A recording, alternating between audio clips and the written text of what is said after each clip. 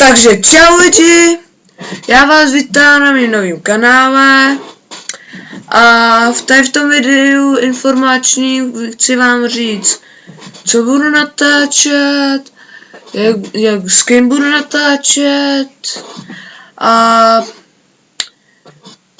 když přesáhneme teďkom těch 50 lajků, tak bude livestream a teď bych vám chtěl říct, co budu natáčet. Budu natáčet Minecraft, Unturned a CS 6,